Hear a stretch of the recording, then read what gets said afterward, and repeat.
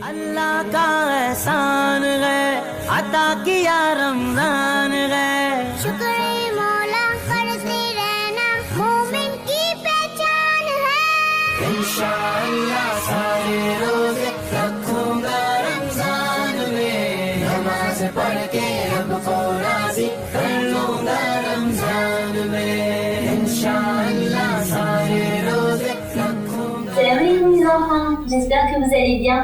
Aujourd'hui, je vous propose de découvrir ensemble l'histoire de Nabi Houd alayhi salam. Saviez-vous que Nabi Houd alayhi salam était un homme très bon, très gentil, très généreux, que tout le monde respectait? Cependant, il n'a pas vraiment eu la vie facile, car son peuple n'était pas très gentil. Ensemble, nous allons découvrir ses aventures aujourd'hui.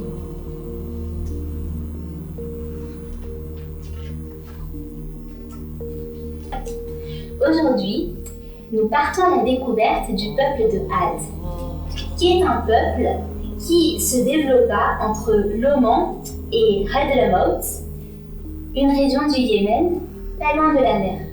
Et cette région s'appelle Montagne de Sable ou Al-Ahqaf. Juste là. Allah avait comblé le peuple de Had de ses bienfaits. Il les avait fait endurants, très grands, vigoureux et corpulents.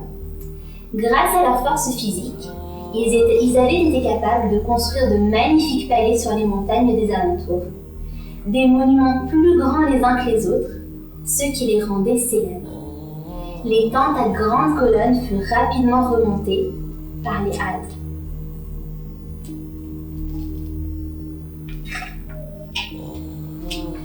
Ces derniers avaient su planter des jardins et cultiver la terre. Ils avaient reçu de la part du Seigneur des biens en abondance, menaient une vie aisée et n'étaient pour lors inquiétés de rien. Cependant, les Had n'étaient pas reconnaissants envers Allah le Très-Haut pour toutes les faveurs qui se répandaient sur eux. Ils adoraient les idoles comme l'avait fait avant eux le peuple de Nuh alayhi salam.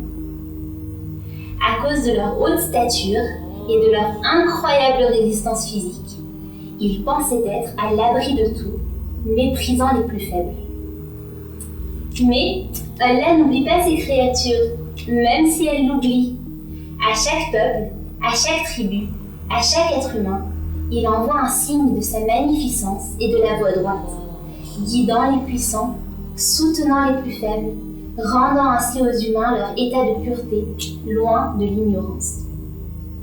À la tribu des Had, Allah envoya l'un de leurs semblables, l'un de leurs frères, un jeune homme nommé Houd, alayhi salam, qui avait grandi parmi eux, apprécié pour ses grandes qualités.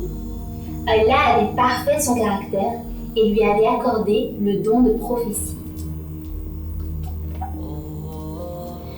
Houd alayhi salam s'attela alors à une très lourde tâche, avérée difficile, nécessitant patience et endurance de sa part. Il fit un discours. Ô papillon, suis les traces de lumière et rapporte-moi un tison de feu pour m'éclairer dans les ténèbres, car mon peuple a pris le démon comme ami. Il lui a donné son culte et son adoration. Allah n'est-il pas le soleil des mondes? N'est-il pas assez aveuglant par son éclat et sa toute-puissance? Lui qui vous a donné la taille des arbres et la force du lion. Comment pouvez-vous oublier le récit du déluge, de Nuh alayhi salam et de ses compagnons? Je vois les herbes se blanchir par crainte d'Allah. Je vois au sol les feuilles s'émietter devant les portes de l'enfer. Je vois le cheval s'élancer, remerciant le Créateur de lui avoir donné le pouvoir de bouger. Ô fils de Had, que faites-vous des bontés divines? Que faites-vous de la religion de vos pères? Mais que faites-vous? Se dit Houd alayhi salam, lui pleurant en finissant sa phrase. Il se trouvait dans les collines vertes qui entouraient la ville lorsqu'il se fit ce discours, non loin du centre névralgique de la cité. De là, il pouvait observer toutes les beautés qu'Allah avait placées et disséminées à travers toute la terre. Il s'y reposait et y méditait lorsqu'il en éprouvait le besoin. Hud alayhi salam s'arma de courage et d'espoir et marcha vers son peuple avec la conviction de pouvoir le ramener vers la voie droite. Il leur dit: Ô mon peuple, servez Allah. Vous n'avez pas d'autre Dieu que lui. Ne le craignez-vous donc pas? Qui est plus puissant que nous? Qui donc pourrait nous infliger un châtiment? Qui devrions-nous craindre, hormis nous-mêmes? Dit le peuple de Had. Nous sommes forts et grands, bien plus forts et bien plus grands que les hommes des autres tribus. Nous nous suffisons à nous-mêmes et sommes les seuls susceptibles d'être craints. Celui qui vous a créé peut vous vaincre. N'avez-vous donc plus de souvenirs du peuple de Nuh alayhi salam? Des hommes et des femmes ont péri à cause de leur ignorance et de leur défiance, leur dit Nabi Hud alayhi salam. Tu n'es qu'un insensé égaré, chargé de critiquer notre puissance, lui répondit son peuple. Je ne suis ni sot, ni insensé. Ne m'avez-vous jamais trouvé de mauvais conseils? Fou ou égaré? Ne suis-je pas l'un des vôtres? Justement, pour qui te prends-tu? Tu parles notre langue, tu manges de notre nourriture et tu bois de notre boisson. Quelle distinction y a-t-il entre toi et nous? Aucune. Nous ne voulons plus t'écouter. Tu n'es qu'un charlatan. Hud alayhi salam usait de tous les arguments possibles, tentait de faire méditer les Had sur le principe de la création et sur l'origine des dons qui se répandaient sur leur tribu. Mais les Had étaient unis contre lui. La ville était alors en pleine effervescence, c'est-à-dire qu'il y avait du mouvement partout. C'est un fou, s'éclamèrent certains. Comment peut-on dire que nos dieux soient faibles et n'aient aucun pouvoir? C'est impossible. C'est grâce à eux si les rivières traversent nos vallées et contournent nos maisons. Sans leur sagesse et leur bénédiction, comment serait-ce possible? Répliqua quelqu'un de l'entourage. Moi je vous le dis, soit cet homme est possédé, soit il ne comprend rien. Oui, c'est ça. Cette religion qu'il professe n'est qu'un tissu de mensonges. Je n'ai jamais entendu pareille chose, sauf dans les légendes et les histoires à dormir debout. Ha!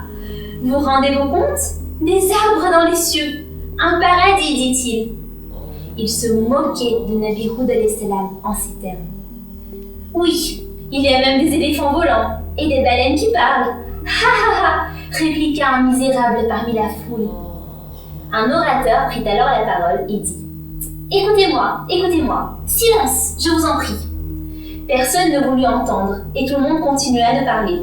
Il regarda la foule rassemblée dans la ville tout autour de lui et cria: Silence, j'ai dit. Tout le monde se tut et observa le silence. Seul le misérable continua de rire. Ha! L'orateur le regarda d'un air méchant. Le calme revint enfin. Écoutez maintenant, reprit-il. De grands troubles viennent perturber notre cité. Nos maisons sont en danger et nos foyers également. Si nous ne les sauvons pas, qui le fera? Personne. Eh bien, moi je vous le dis, ce Hud est dangereux. Voyez comme il s'acharne sur nos dieux et sur nos saints hommes. Ceux qui sont à l'assemblée ne sont pas des apostats. Ils prient la déesse de la fertilité qui nous donne nos enfants et d'abondantes récoltes. Ils font des offrandes au dieu du vent qui nous permet de vivre de ses bienfaits. Ô peuple de Had, allons tous voir nos conseillers, nos prêtres à l'assemblée du grand conseil. Ils sauront que faire de cet imposteur, de cet homme qui se dit prophète. Ils s'y rendirent tous, et en chemin, aperçurent le prophète d'Allah subhanahu wa ta'ala descendre de la colline. Celui-ci se dirigeait également vers le grand conseil. Par la volonté d'Allah, ils se rejoignirent en même temps devant le château du grand conseil, et là, le peuple, voyant Hud alayhi salam, clama avec nervosité. Leurs veines se gonflèrent à la simple vue du prophète. Les conseillers et prêtres sortirent suite aux bruits extérieurs, et, en le voyant, maîtrisèrent également leur colère.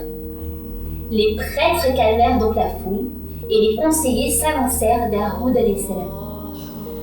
Hud, s'exclamèrent-ils d'un ton méprisant. Que veux-tu de nous encore? Es-tu venu nous mettre sur le droit chemin ou bien nous critiquer?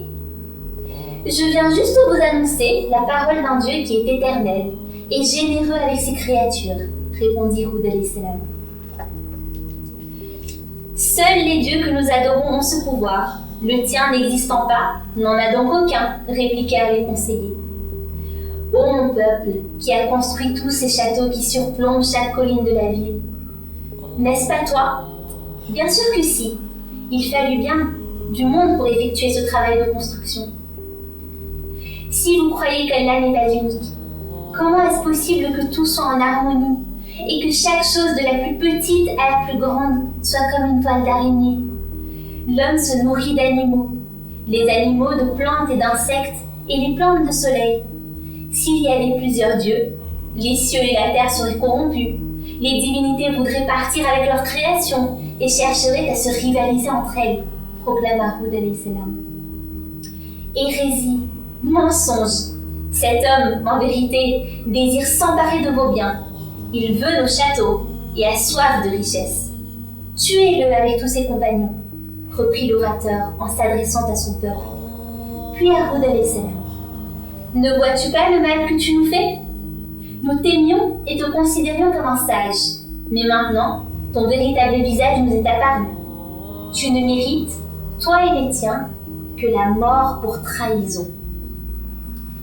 Puisque c'est ainsi, je vous le dis dès aujourd'hui, Allah vous annonce votre fin, votre châtiment est à la porte de la ville, le temps des Hades est révolu, et un autre peuple au service du Créateur vous remplacera et sera meilleur que vous, rétorqua alors Hud alayhi salam. Ayant reçu l'ordre de s'éloigner de la ville avec ses compagnons, Hud alayhi salam partit, laissant son peuple derrière lui. Il alla avertir ceux qui croyaient en lui d'un châtiment imminent. Toute la cité était en ébullition. Les conseillers s'indignèrent, les prêtres crièrent à l'hérésie, et le peuple ne voulut qu'une chose, la mort de Hud alayhi salam. Un vent léger et agréable surgit alors à la tombée du soir, après que tout le monde soit rentré chez soi, suite à l'événement survenu à l'assemblée. Les hommes étaient occupés dans leur maison, les femmes préparaient le repas, les enfants jouaient. Brusquement, un vent violent s'engouffra en sifflant sous les portes et les fenêtres. Les lions de pierre du temple tremblèrent. Une terrible menace se fit alors sentir et plana au-dessus d'eux. Les colonnes des châteaux vacillèrent comme des fœtus de paille. Le bruit du souffle se fit de plus en plus fort. Les hommes se demandèrent alors ce qui pouvait bien se passer. Et puis, le ciel devint noir.